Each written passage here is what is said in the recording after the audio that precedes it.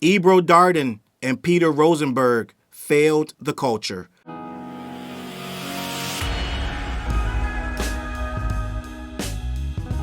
What's up, world? Your boy Charles Brown back again talking facts. Hit that like button, hit that subscribe, hit the notification bell. Keep sending those Cashapp to CLBMG. Join the membership. And all you buying that merch down below. Gang, listen.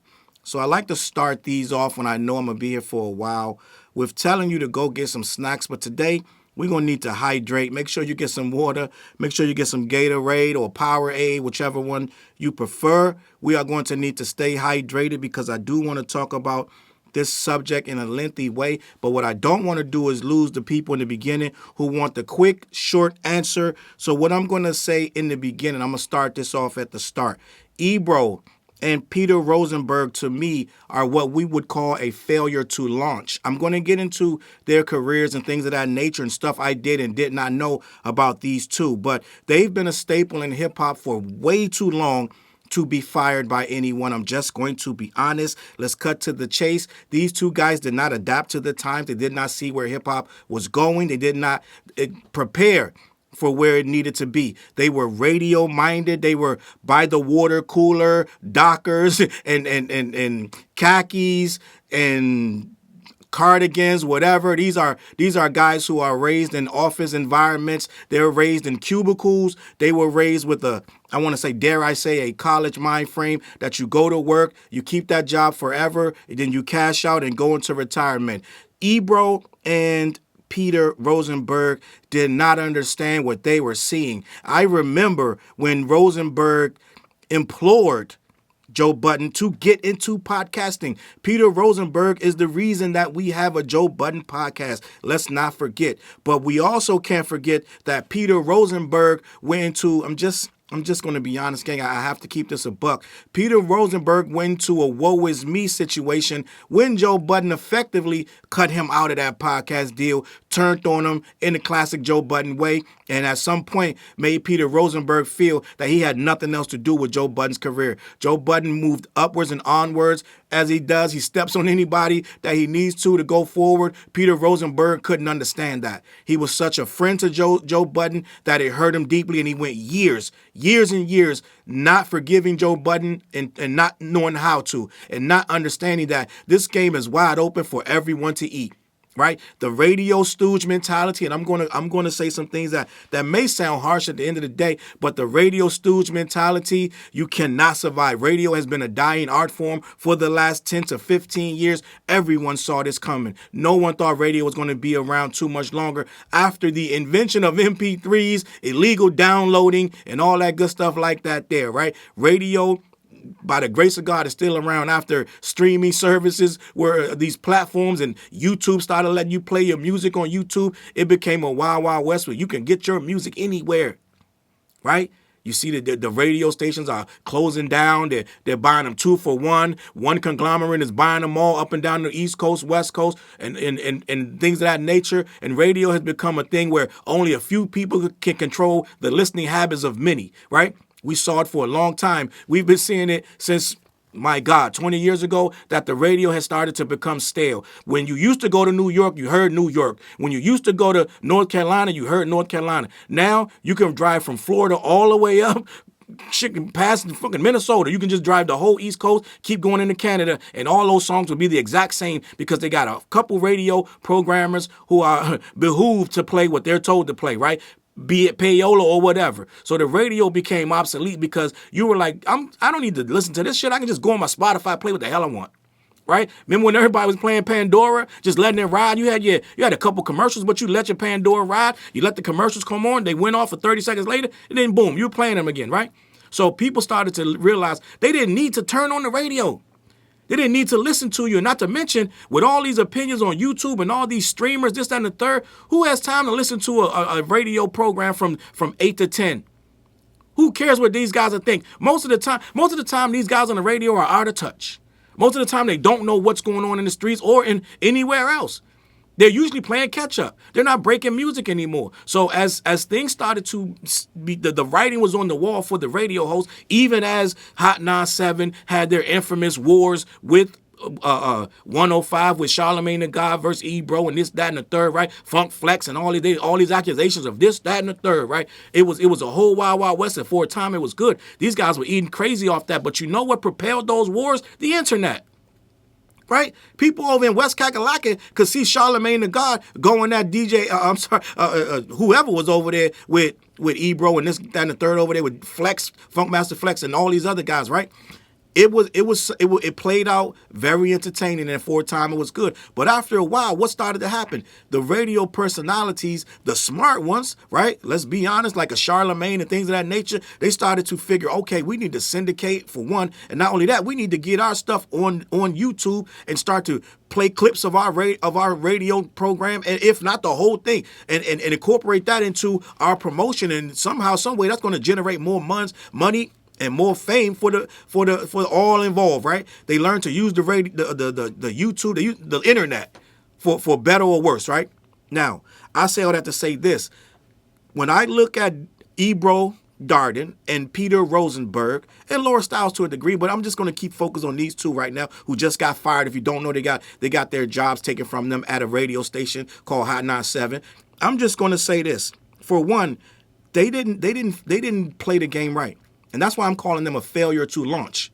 There is absolutely no way that you guys are just making a YouTube channel for your program. I'm just going to be honest. I always looked at Ebro. Let's just start with Ebro first. And I'm not here to be critical. I'm just here to keep it a buck. I always looked at Ebro as a corporate stooge to a degree. It always felt like I'm trying to be edgy, but I got to stay within the constructs of this corporation because I don't want to lose my job. Well, people don't want to see that no more. And when you saw Ebro get fired, it felt like nobody cared. Most of the people, for one reason or another, either they're a Drake fan, Lil Uzi Vert fan, or both, or they're a fan of the YNs, the Lils, or they hate how he disrespected some old head. Either way, somewhere down the line, Ebro didn't build any good grace for himself. And I feel like one of the things that Ebro didn't build good grace for himself because he took these really hard takes, but they weren't consistent all the time. Right? So to me, it would be like, I'm going to stand on this, but then I'll fold on that. And it always felt like it was like, I'll go far, but not too far, because I want to be able to come to work in the morning. Right? I want my bagel or whatever I'm eating in the morning, my whatever coffee, whatever's going on. I like my desk. I like the people in this office. It's like he was never going to lose that job. And the same thing for Peter Rosenberg. It felt like Peter Rosenberg was happy to be a fan. It felt like Peter Rosenberg is that guy with his hat on backwards, his New York Flyers jersey, headed to the Wu-Tang concert for the 15th time. I feel like they were comfortable just getting paid by the radio station and whoever else was going to pay him, Apple Music, all corporate shit. It never felt like they were trying to get out here. Once it became clear that you can just open up a YouTube channel, you could just be a YouTube guy, you could just do podcasts. Once it became clear that we actually can be independent in all phases, not just rapping, you can be an independent journalist. Get on here with, like me, get a camera, get a mic, start telling your opinion. Well, these guys had a leg up on anybody, right? And I'm going to go into their careers and where it went and how we got here where Ebro feels like he's some kind of revolutionary. And at the end of the day, you were not a revolutionary. You just a guy that liked talking shit and had a platform. Now, at the end of the day, I can't tell you what Ebro stands for. I know he doesn't like Netanyahu or whatever's going on. He spoke out about this, that, and the third. But at the end of the day, hip-hop wise, the culture wise, I don't know what Ebro really stands for. I know he got mad at Lil Uzi, not mad, but he kind of had an issue with Lil Uzi Vert rapping over the beat, the Primo beat, one classic Primo beat, right? Which I agreed with him at the time, and I still do. But I also understand, okay, the young man, he's not a rapper. Right? You holding a candle. You talking about he ain't gonna be this, that, and the third in the future. That was a little bit too much because I obviously you out of touch with what's going on. He don't actually need to know how to rap to that to be a star in this day and age. So that's where you're wrong, right? How that song go? That's where you're lost, right? That hieroglyphics, the 93 to infinity, them guys, right? So what's going on is, you didn't understand that they're not like us. They don't have to rap to what we rap to, and they don't got to be like us to be stars. That was apparent when the SoundCloud era came in, and we looked around, and it was a whole new crop of people that we were like, what the hell is this? Right? They didn't need our approval. Ebro didn't understand that I don't control this no more. This stuff is out of my hands. All I can do is try to push what I can push and let the other the chips fall where they may. Ebro he's a program director in the biggest city in the world when it comes to music, right? That's your job to identify and incorporate Lil Uzi Vert and people of that ilk and that nature. You're supposed to like that. You're supposed to be down with that. If you're going to be a program director for Hot 97, who's supposed to be on the cutting edge, right? Now, if you're going to be, let's say you're going to be like me and you're going to be a staunch, I'm about hip hop. This is all I talk about. You know me, I'm a hip hop head. You're not allowed to be a program director of anything because at that point, you're compromised. If you're going to come into Hot 97, right, the home of hip hop, not just old school hip hop. Whatever they got going on, whatever they want to make hot, you got to play it. You got to accept it. You're not built for that. So we went all these years, it felt like he was trying to act like he's one of these old heads, but then he has to be the program director. Gang, we know for a fact, Hot 97 not sitting there playing old school and boom bap hip hop all day. So we know you had to cave on some of the shit you didn't want to play. Right? So you had to cave and you had to kind of, they had to coax you to play this and that third, because if you're this guy from Cali, this underground guy that, you only like a certain this, that, and the third kind of sound, it ain't the sound they playing on Hot 97. So at that point, you already looking like you compromised because you're doing a job you're not qualified to do. Right? Because if you were qualified to do let's just strip this shit down. If you're qualified to be the musical director, the music programmer at Hot 97, then you're not supposed to get on the show and tell you Lil Uzi Vert anything about freestyling over what kind of beat, this, that, and the third. The two can't exist. They can't exist because for one, you need to play nice with him. He's a very influential artist, so you're not even allowed to host a show and be on it at all. You can't be both. So therefore, you compromise yourself in the radio station by doing both. You're trying to do a corporate role, but to try to still be this edgy hip hop backpacker, you can't be both. It's no way. So that right there already was a conflict of interest, and you look like kind of fraudulent just doing that. I'm just going to be honest. So we couldn't respect it. That's why 50 Cent came out and said, you ruined New York hip hop. You know why he has the right to say that? Because New York hip hop did take a dip, and it wasn't getting played. I told you in the beginning of the video. When you went through New York at a certain time, back in the 90s, when I used to hit New York, and that signal used to get strong enough, oh boy, look what's coming on. I had several stations. I had the college stations I could turn to. I had the 2 or 3 big ones. It was hell on earth. I could just play anything. Mobb Deep, Big L, everything was coming on. It was crazy. And you knew you was in New York. You were getting exclusives. You had DJs dropping bombs. They bringing the record back, all that shit. You wasn't getting that in other cities. So I knew what New York was supposed to sound like.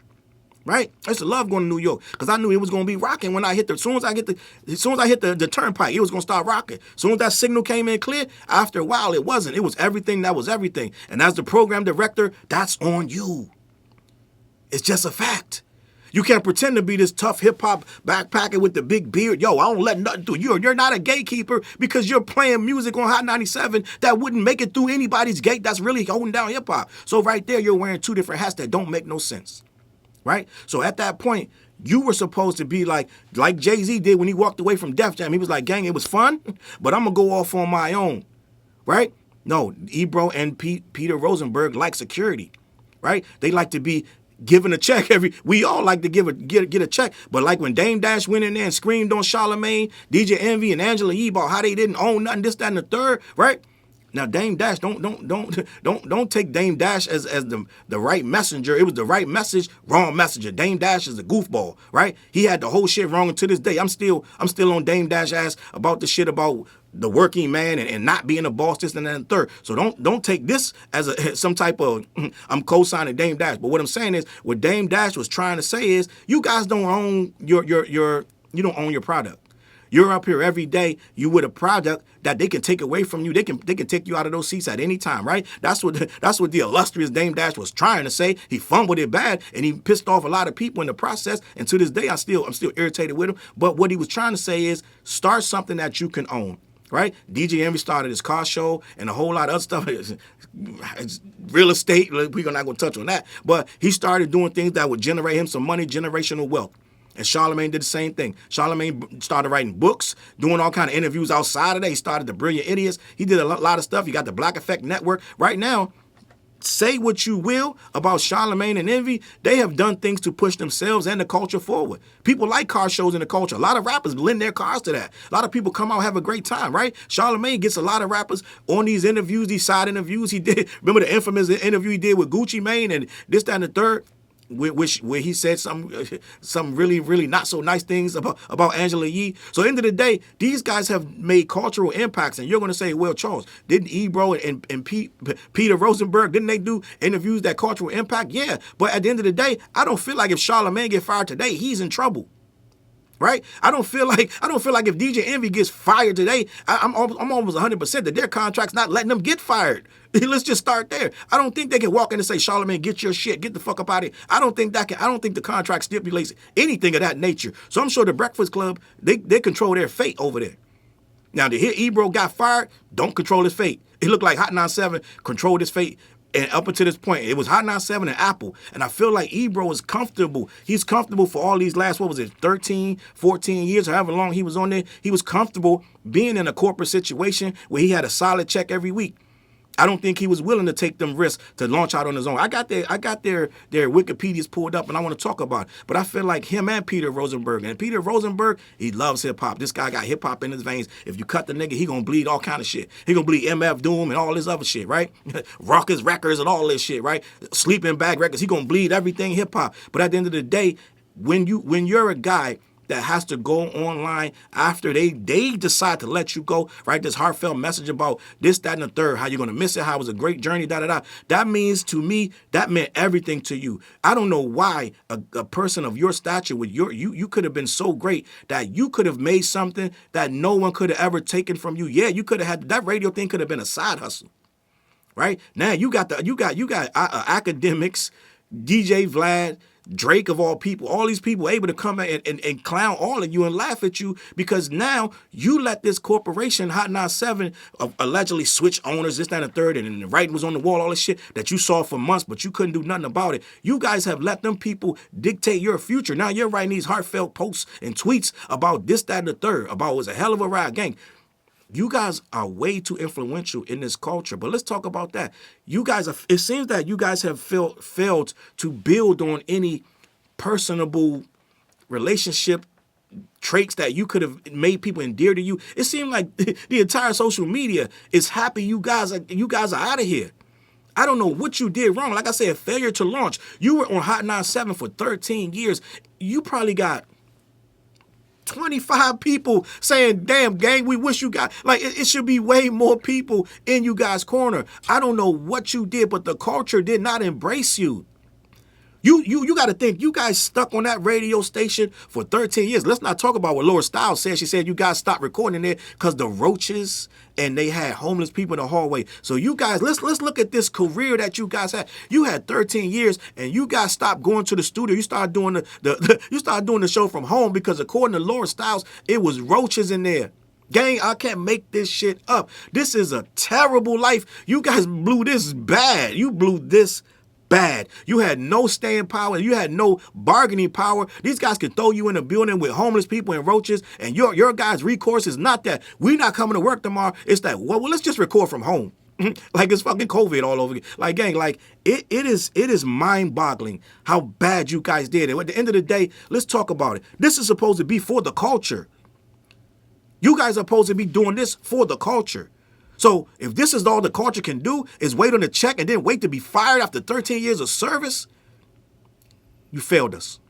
I'm just going to be honest. All the goofy guys that everybody really, really hates, the super villains, like I like to call them, they stable as a motherfucker. Vlad looking good, real good right now. Vlad, Academics, Adam 22, Joe Budden, all these motherfuckers are onwards and upwards. They're holding the culture down and shaping it in their image.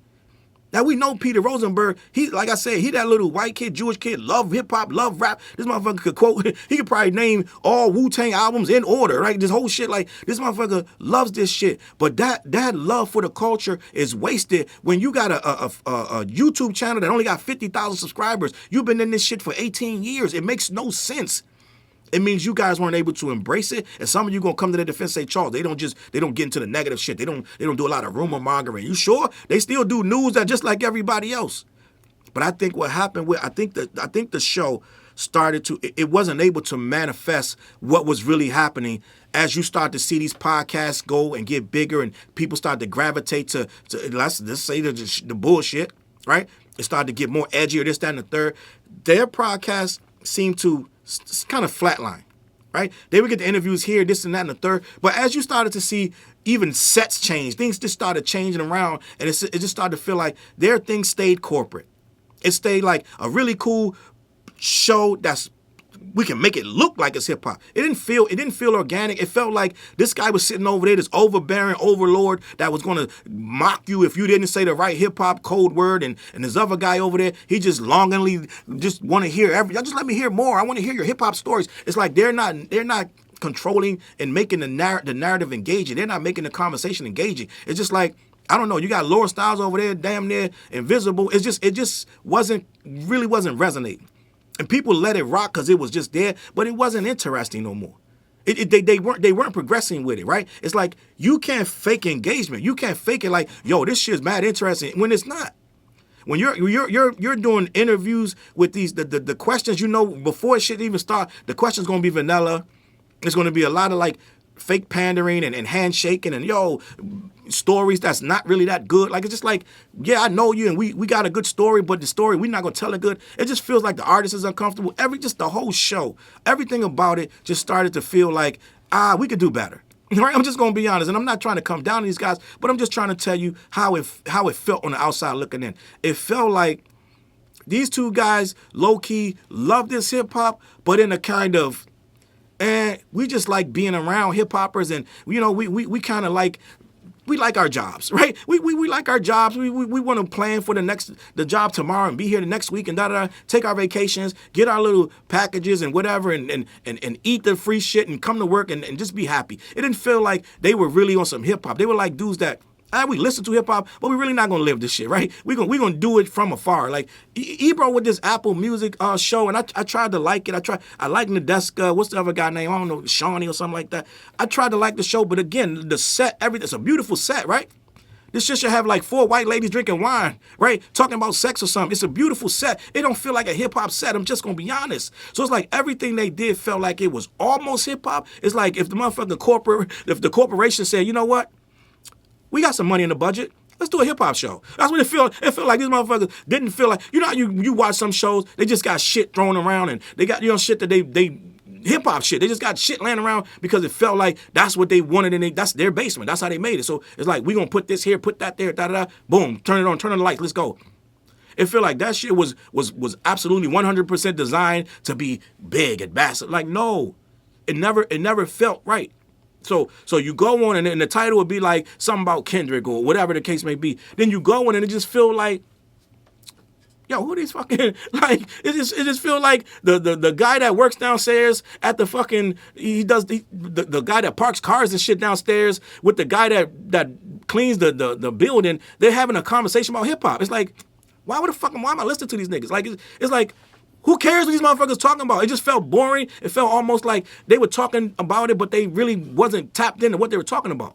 You know what I'm saying? So it just, I don't know. And it's, as things started to get an edge and as things started to grow and people started to get more and more, like, I want to say as we were able to express ourselves better, right? And you started to see that, okay, you don't got to bite your tongue so much. You can actually stand on some shit. Like in the old radio thing, you had to play nice. You had to be like, just middle ground, like, yo, when I first started doing this, they were like, yo, you got to be objective sometimes. They was trying to make you into some shit, right? Motherfuckers didn't understand me until I was really like, no, I don't got to be objective. I'm going to tell you what the fuck I think. I'm not going to sit and keep trying to be in the middle and toe the line. Fuck that. So at the end of the day, what started happening with this media, especially with these podcasts and YouTubes, this, and that, and the third, people started being like, no, I'm not going to fucking always try to be in the middle and be objective and play tit for tat. If I don't like that shit, I'm just going to say I don't fucking like it. I'm going to stand on it all year, 2 years, 10 years, like this dance that Ebro does with Drake. One day is this and one day is that. He want to say something, then he want to kind of walk it back a little bit or like play coy or laugh about it. Motherfucker, if that's how you feel, this is what I'm saying. He's in radio. He is the fucking music director, the programmer for Hot 97. You got to have a good relationship with Drake. You can't play games with him. This guy is really a big part of that whole infrastructure. So people like that, they can have a problem for you. in the business. So he can't play both sides of the fence. That's why he got to kind of play nice and say some shit nice about him next week, and then this week say something. He got to kind of play a fucking role. Me, I'm all day calling this nigga the bubble bath rapper. Every fucking day, I feel like it.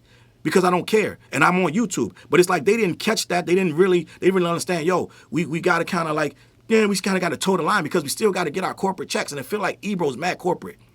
He works for Apple and he works for Hot 97. Two of the biggest corporations. Like, so it's like everything he does is going to be kind of whitewashed and kind of in the middle, right?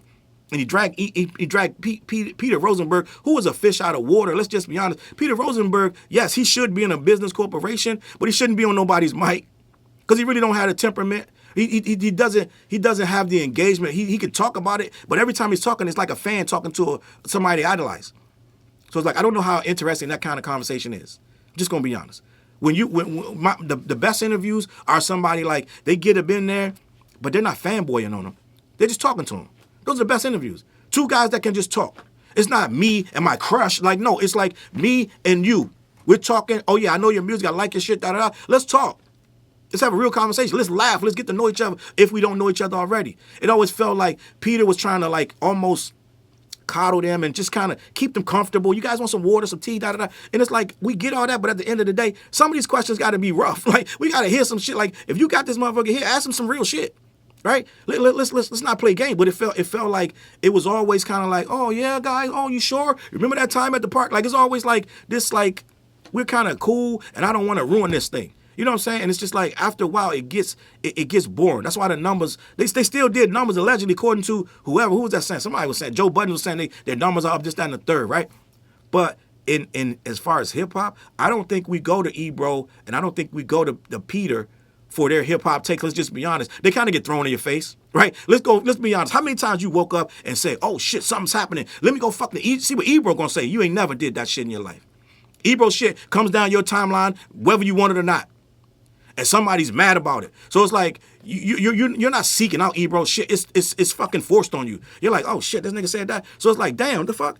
So it's not like you're getting this sage fucking advice. You're getting these half opinions, and they short little blurbs, and they just thrown up, and then it's like for engagement. It's like, this is what it is, gang. Like you're just like, you're not going to really think this through. You're just going to throw this shit out there and just leave it for interpretation. It just felt like it was always just enough to ruffle feathers, but not enough to really mean anything. I'm just going to be honest. I can't tell you what Ebro really stands for. I really can't tell you. Like, I know he's angry old man. I like hip hop, right? But what kind of hip hop? What we talking about? Because one day you'll say this is hot and that's hot. The next day they not even in the same ballpark, right? So I say all that to say this: Ebro and Peter Rosenberg and Laura Styles show got removed from Hot 97, and they knew it was coming. They weren't too happy about it, but they knew it was coming and they accepted it. Ebro, I want to read this article because it's so much going on with this thing that once you realize that these guys literally had zero control over their future, it's mind-boggling. And that's why I say they failed the culture. Because if you guys are a representation of the culture, you taught us to just work a job until they fire your ass. I'm just going to be honest. Now you're trying to go and start a YouTube channel when you were clowning everybody that was on YouTube before a few years ago. You were clowning everybody. You know why? Because he was in a nice, cushy corporate office, cushy job. He's getting paid every week, and they were telling him he was fucking great. Ebro, you're doing a great job, buddy. Here's another silver pen. Like, they were telling him he was doing a great job, and he was happy with being a corporate guy. Yes, bring me my coffee, right? So this is why he was making fun of people on YouTube, but he should have been on YouTube 10 years ago.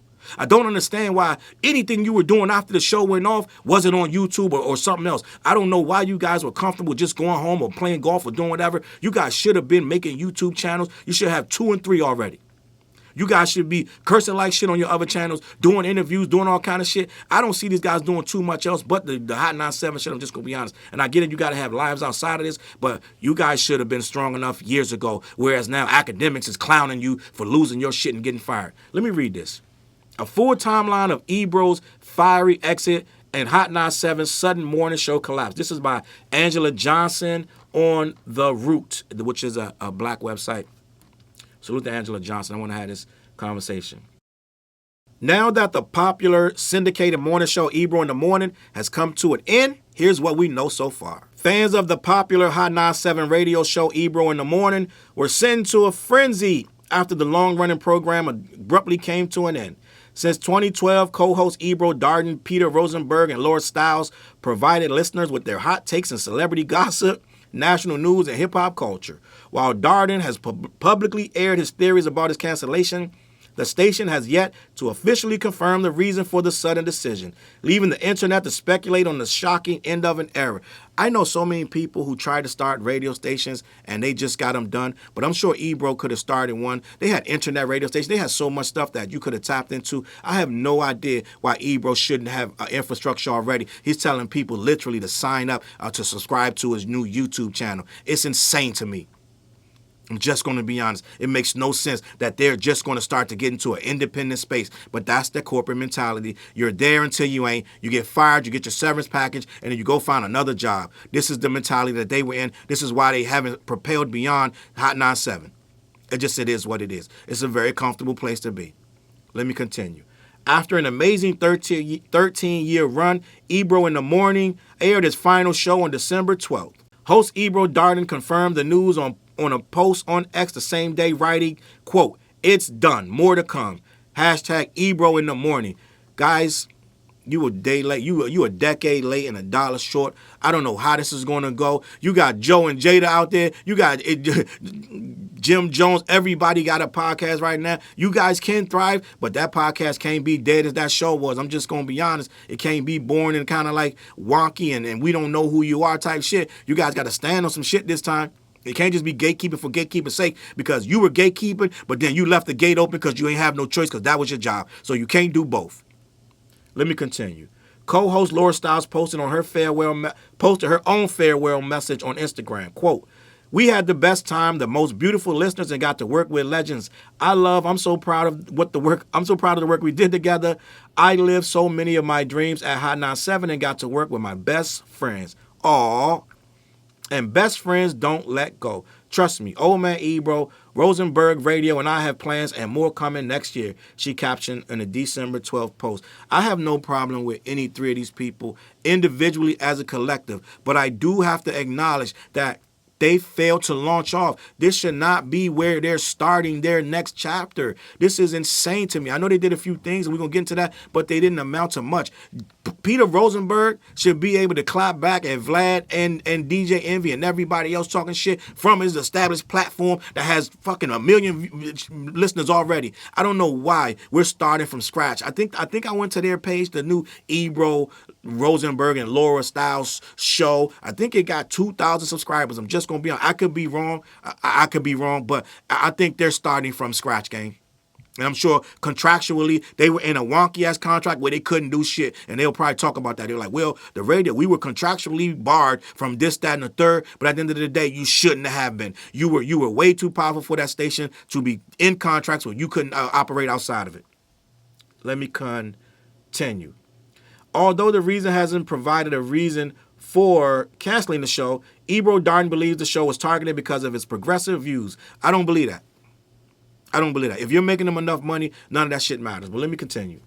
Darden believes the show was targeted because of its progressive views, particularly how outspoken he's been against Israeli Prime Minister Benjamin Netanyahu. In a recent video post, Darden alleged that the corporate powers that be made their decision based on their own economic interests. He's saying that guy with the casino is scared he's not going to get his licenses if Ebro keeps talking, right? Quote, "That guy that owns that shit owns one of the casino licenses. He got to raise $500 million. They need my shit talking anti-Netanyahu, anti-government, progressive shit on the way out, bro. They trying to get these bags, and these VCs got to raise some capital. So, Ebro, I know that sound good, and it could very well be true, but I don't think that's why you got fired. I think they got a lot of other shit going on. I think the show isn't where it needs to be, and I know they're saying you got numbers, and it could very well be that you said some shit, but I don't think it got nothing to do with this guy's license. I really just don't. Now, I could be wrong, but I don't think it has nothing to do with his license. I don't think they give out those licenses based on who's on the radio talking. The radio don't have that much pull no more. Let's just be honest. And everything you're saying, you can say it from your new show, and they can't stop you. So I don't see why they wouldn't. If they were getting money with you, they would still keep getting money with you. It's something else.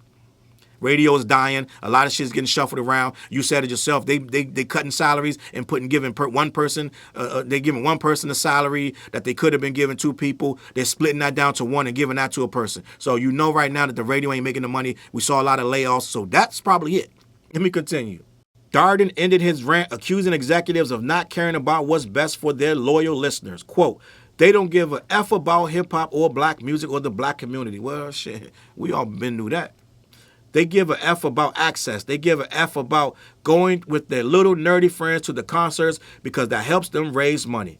The internet has been buzzing about what's next for the coveted time slot on one of the hottest radio stations in New York, but one popular DJ is making it clear that he has no plans to take over for Ebro permanently. Funk Flex took to social media to respond to a Hot 97 social post that Flex in the morning, he clarified, we are so clear, I'm only covering tomorrow, one day. He went on to give Ebro his flowers and his props. So Funk Master Flex is saying he's not doing the morning show. That's out. Now, I don't know what to believe over there because they also said that he got homeboy fired, right? I don't know what's going on. Really don't care. It's not none of my business at the end of the day because all that behind the scenes shit, until y'all make it public, it don't really matter, right? So we'll see because Flex can say one thing and do another.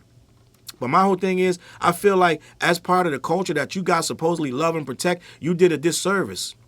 You didn't teach us nothing about how to be independent. It seemed like you waited at that station till you couldn't wait no more, and you let the powers that be come in and fire you. You should be screaming about this on your already established million subscriber platform that you've been had for 7 years. I don't know why you're just getting out into this world. Well, I do know why. You like this corporate life and the money's good.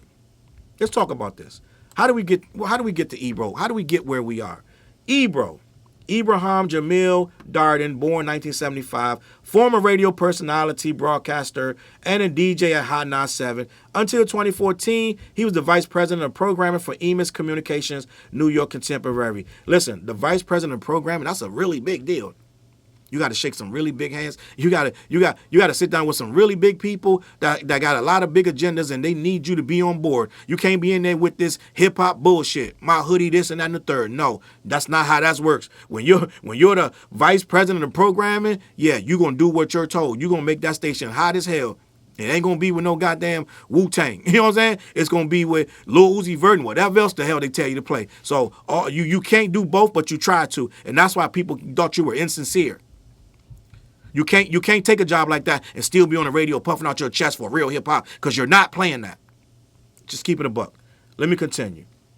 He was a co-host of Hot 97 morning show Ebro in the Morning alongside Peter Rosenberg and Laura Stiles until announcing the show's cancellation on December 12, 2025.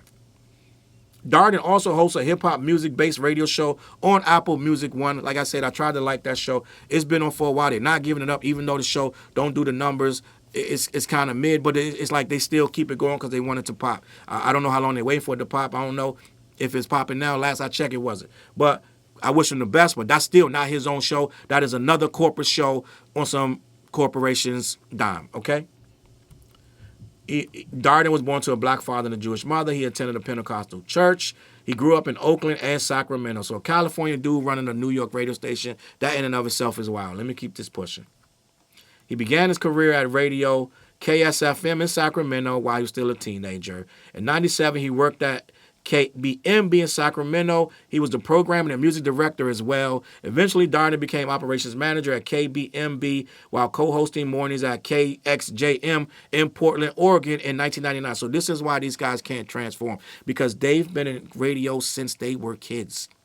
Ebro has been in radio as a teenager. The radio mind state cannot translate in this new world. It doesn't. The radio mind state is somebody got to hire me. Give me a chance. That's not how this new shit works, gang. That's not how this works. So when you're born in the 70s, and get it, I understand. You're a 70s baby, raised in the 80s, like Scarface say. That's a different mind state. I don't know if Ebro can adjust. Yeah, when you start getting these cushy jobs, he's used to being in charge. Since he was a kid, he was a programming as an intern, doing morning shows. Then he was a programming music director. This guy been doing this for years, and as that, you can't be this staunch hip hop head that don't want to let Lil Uzi Vert rap over something else. You gotta conform. He's conformed fully. You can't get these jobs without conforming fully, and that's what we can smell it. We can smell it on him. It smells like, it's not passing the smell test. Like, bro, you acting like you this and you acting like you one of us, but something ain't feeling like you're right there. Feel like you'll do whatever needs to be done for the corporation when it's come times to. And now you want us to empathize and sympathize and ride with you like you've been rocking on this hip-hop train with us? I don't know, man. Just gonna keep it a buck. Hot 97 in 2003 became the music director for Hot, ultimately becoming the program director. And now, mind you, Hot 97 supposed to be the home of hip hop. New York and everywhere else started complaining they don't play no hip hop. They're not playing no real shit. That's been the problem for years. And Ebro was the program director. So that's telling you something's wrong. If you're supposed to be the program director, why are you not playing the hip hop that we thought we were getting? For some reason, Hot 97 did not become, it fell way out of the good graces of New York and everywhere else. Let's just be honest. Darden worked alongside several past morning co-hosts such as Star and Buck Wild, Miss Jones, DJ Envy, Sway, and Joe Budden from 04 to 07, and he introduced Cypher Sounds and Peter Rosenberg to the AM Drive in 2009. He rejoined the Hot 97 morning show in 2012 along with Cypher Sounds, Peter Rosenberg, and Laura Stiles. As program director and on-air host, Darden was the main voice of several events on Hot 97, including Nicki Minaj's relationship with the station and her alleged sexual relationship with the host, Hurricane Sandy, and Mr. C's personal life. It was a whole lot of drama, gang. It was a whole lot of drama, and we were there for it all. It's old news now. It don't hold no weight right now. In 2014, VH1 announced a new unscripted comedy series, This is Hot 97, which featured Darden and fellow hosts, including Angie Martinez, Funk Flex, Peter Rosenberg, Cypher Sounds, Miss Info, and Laura Stiles. Angie Martinez no longer is there anymore. Apple One Music. In addition to his current on-air role in Hot 97, Darden is now one of 3 anchor DJs on Apple One Music, an internet radio service from Apple Music. He also got the global editorial head of hip-hop and R&B for Apple Music. You know why Ebro, and I'm going to say this respectfully, you know why Ebro can get these jobs and get placed as the global head of hip-hop and R&B music? He's easy to get along. He knows the business. He's not going to rock the boat. You can say what you want, and you can make it like Ebro's going to talk all this tough talk. And yes, he's half Jewish, so he's going to say shit about Benjamin Netanyahu, right? That's par for the course. For the most part, he should be talking about it. But outside of that, he's not going to rock the boat too much. You don't get these kind of positions if you're rocking the boat. You're not going to be the global editorial head of hip-hop and R&B for Apple Music. You think they're going to give that shit to a guy that's unstable? He's not easy to work with. He's revolutionary. He's going to play what he wants? No, he's going to do what he's told. I'm just going to be a buck. Now, you might say, Charles, he's just not there. I hear you and I hear all that. But at the end of the day, you don't get this many positions of power if you're not playing by the rules. Let's just be honest. And we can smell it on him. We can feel that something is not genuine. Some of the shit is like he's talking all that good shit, all this street talk, but he's the global head of music on Apple. Like, the two don't go hand in hand, right? Yeah, you might say, well, we need somebody in there like that. Well, what is he really doing? Like, what's going on in there? Because I see a lot of the same shit on there that I wouldn't fucking touch with a 10-foot pole. But he has to, because guess what? He's the global editorial head of hip hop and R&B. So he gotta play ball with these people, gang. That's what I'm trying to tell you. All that gruffy, toughy, like, oh, it's hip-hop up in here, B. That can't work in these environments. You can't be the music director if you're only going to play what you think you want to play. That's not how this works. You're going to play a lot of shit that you don't like, a lot of shit you hate. End the story. Let me continue. Fuse and controversy. He beefs with Charlamagne. He was on Remy Ma's Sheet Third. He had an ongoing feud with 6ix9ine, so a lot of little shit, but none of that moves the culture. And I'm just going to say, be honest, you're going to say, Charles, he's program director, this, not that, can he be moving the culture? Well, why everywhere he went that people are complaining about what's being played? Okay? This is where a lot of this hate comes from. A lot of people are like, bro, you're not really doing the hip-hop justice the way you thought you were. And poor Rosenberg, let me talk about Rosenberg. Born July 23rd, 1979, an American radio disc jockey with a television. He's a television show host and a professional wrestling personality. He's a co-host on 2 New York radio programs, Ebro in the morning, that's gone, and he was on Don, Hahn, and Rosenberg, the afternoon drive show on ESPN Radio. I don't know if that's still active or not. He was born in Chevy Chase, Maryland. Salute to Chevy Chase, Maryland. I'm from Maryland. I'm from D.C., Average. I'm from the DMV, gang. I'm born in DC, so I know about Chevy Chase. Good quality neighborhood out there. All right. A Capitol Hill staffer, father, and a public school mother, public school teacher, mother. He attended Beverly Chevy Chase High School in Bethesda. All right. Good money out there. He was introduced to hip hop by his older brother and has cited popular songs including "Parents Just Don't Understand" by DJ Jazzy Jeff and the Fresh Prince. That's me. I used to listen to that and all kind of stuff back in the day. It is what it is. Visiting his parents in Rockaway Beach, Queens, New York, he was influenced by radio shows such as DJ Red Alert and Marley Marl. He obtained his first set of turntables at 14. So this guy's about the culture. He loves the culture. He knows what it's about. That's why he's so passionate and adamant. But you failed the culture by not being strong enough to move and shape the culture. Right? We've had DJ Vlad and Adam 22 and DJ Academic shaping this culture for years, making it into what it is. And now that's why we think that record sales matter. That's why we think that a guy with a ghostwriter can be in a conversation about real hip-hop writers. It can't. But failure, like Peter Rosenberg, yeah, it ain't. He don't have the muscle to make sure that this shit stays pure like he wants it. Let me continue. He started hosting a late-night underground hip-hop show from dusk till dawn on campus radio station WMUC FM, and his DJ name was PMD. This guy, he's about that life. Peter from Maryland. That was his DJ name. Salute. After graduating from college, Rosenberg performed as a DJ in a variety of radio stations in the D.C. area, including WPGC. That's my hometown. That's my home station. Love it. Listen, let me keep it pushing. So he did the rounds. WPGC is a predominantly black station, plays predominantly black music. So he did the rounds. He's in the culture. He did what he needed to do. Right? He got his stripes and he earned them. On the WHFS, WJFK, he began making online parody videos, which were seen by the soon-to-be programmer manager at Hot 97, New York's Hot 97, Ebro Darden, which led to his 2007 hiring at the radio station. So Ebro saw him on, I'm going to say it must have been YouTube. He was making online parody videos some kind of way. I don't know what he saw him on, but he hired him. He co-hosts the weekly morning show in Hot 97, So all this stuff, to me, he does professional wrestling.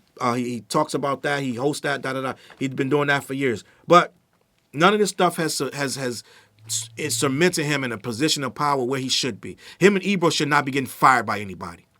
That's my whole point. I feel like he did Peter Palooza, he was doing that, he bringing out rappers, but it didn't last. It ended in like 2017, I believe. He beefed with Nicki Minaj, shit like that. None of this stuff has any power in 2025. All of this stuff to me is a waste of talent because I feel like right now for these guys to still be able to go online and say, we got fired, we're going to start a YouTube now, to me means you actually failed the culture because you guys could have been allies, but you were way too wrapped up in your corporate, and I'm not saying nothing wrong with having a job, gang. I'll be the first to tell you, we all need jobs, right? But at the end of the day, we're looking at you two guys sideways because now you got Drake snickering in the background. You got a lot of people that shouldn't have nothing to say about this hip-hop situation. They all got power over you because you guys were comfortable in your cushy jobs. I don't even know if you played golf, but you should have because that's pretty much the same equivalent of what you got going on now. You guys are starting from scratch. You're going to have to make new relationships. You're going to have to make people like you. I don't think people like you enough to watch this shit. I'm just going to be honest. Without you guys doing interviews, this, that, and the third, I think Rory and Maul they're going to have a better shot out here of succeeding for the next 10 years than this, because I don't know, this shit is god-awful boring. It's going to be hard to watch.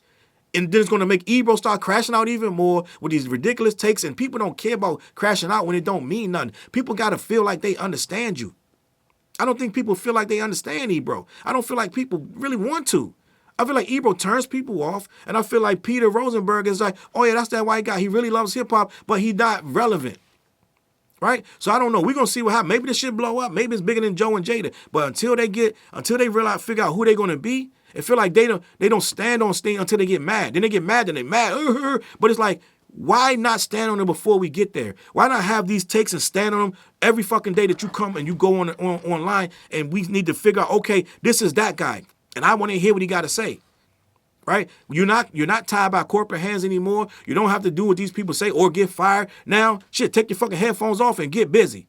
All right? I'm out of here, man. CLBMG. Head on over to black-yeti.com. They ship all over the continental U.S. Let them know who sent you. All right, also, every Wednesday night, me, TJ, and Flares, we go live on The What Show. We is on all eight of my streaming platforms. You can catch them on any one of those. And also, we got a new video called This That Hip Hop video of the What Project.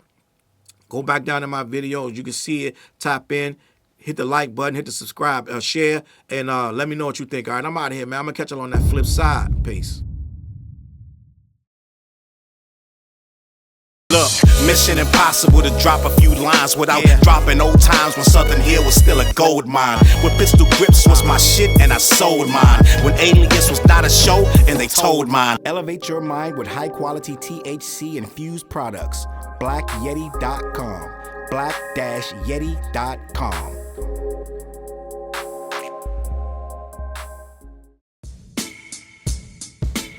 CLB.